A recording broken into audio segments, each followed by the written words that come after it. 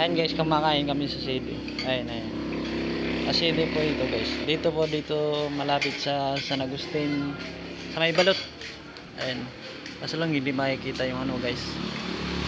Dito lang po yan. Sa may halang. Ayan, halang. Ayan po guys. Kita nyo po, dyan na lang po. Punta po kayo dito kung gusto niyo po dayuhin. Kasama ko yung dalawa, ang anak ko saka yung asawa ko. Ayan. Wow. Ayan. Ayan. Pangalawa. Ayan guys. Pwede po kayo order po. Ayan. Pusit. Saka sa kanila naman.